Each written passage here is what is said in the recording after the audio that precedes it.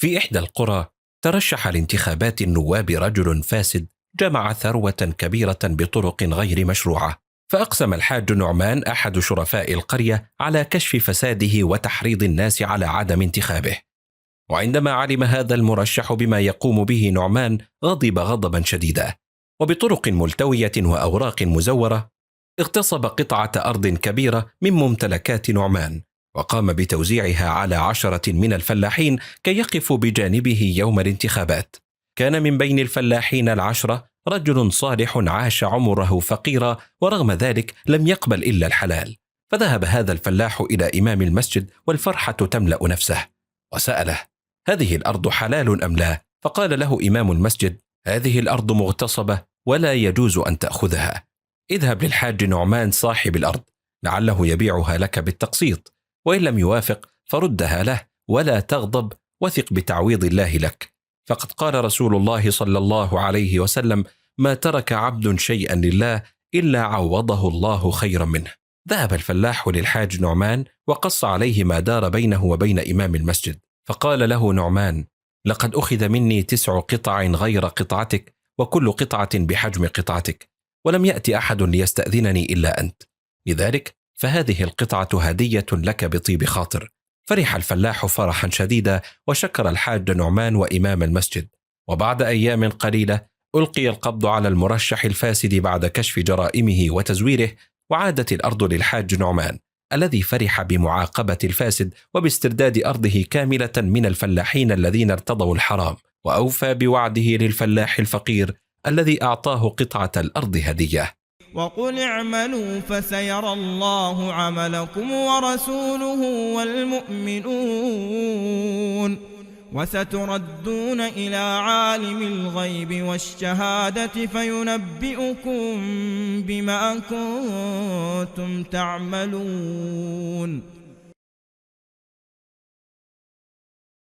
العالم اليهودي روبرت جيلهم عالم أمريكي له صولات في علم الأجنة والبصمات الوراثية في البحوث الوراثية. أعلن إسلامه بمجرد معرفته للحقيقة العلمية ولإعجاز القرآن في سبب تحديد عدة الطلاق للمرأة مدة 3 شهور. فقد فاجأ العلم الحديث الجميع بمفاجأة علمية تسمى بصمة ماء الرجل، حيث أن السائل الذكري للرجل به 62 بروتينا يختلف من رجل لآخر، وجسد المرأة يحمل كمبيوتر يختزن شفرة من يعاشرها من الرجال، فإذا تزوجت برجل آخر بعد الطلاق مباشرة كأنما دخل فيروس لهذا الكمبيوتر فيصيبه بالأمراض الخبيثة.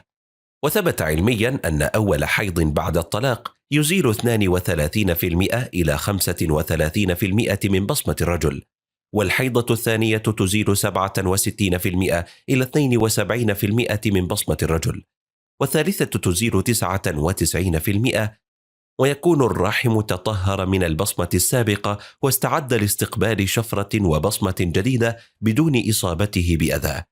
أما عدة الأرملة فإنها تحتاج لوقت أطول لإزالة الشفرة، حيث أن الحزن يثبت البصمة لديها بشكل أقوى، فتحتاج للمقدار الذي قال عنه الله عز وجل 4 أشهر و10 لتزول بصمة ماء الرجل نهائيا.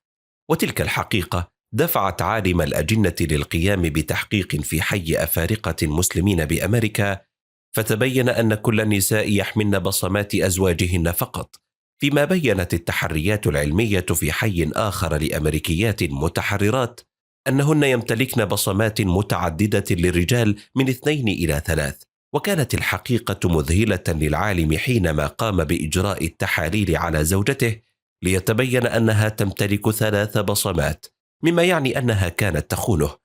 وعلى إثر ذلك اقتنع أن الإسلام هو الدين الوحيد الذي يضمن حصانة المرأة وتماسك المجتمع، وأن المرأة المسلمة أنظف امرأة على وجه الأرض.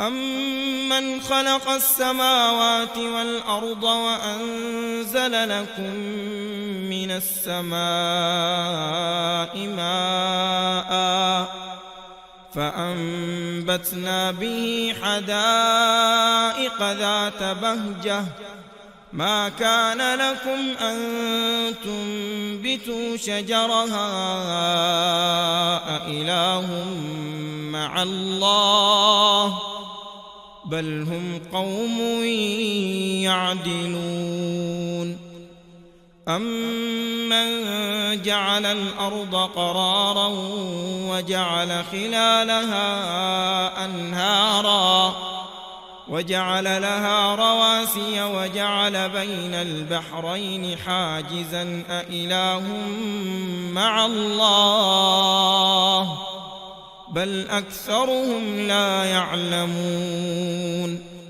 أمن يجيب المضطر إذا دعاه ويكشف السوء ويجعلكم خلفاء الأرض أإله مع الله قليلا ما تذكرون أمن يهديكم في ظلمات البر والبحر ومن يرسل الرياح بشرا بين يدي رحمته أإله مع الله تعالى الله عما يشركون أمن يبدأ الخلق ثم يعيده ومن يرزقكم من السماء والأرض أإله مع الله قل هاتوا برهانكم إن كنتم صادقين قل لا يعلم من في السماوات والأرض الغيب إلا الله وما يشعرون أيان يبعثون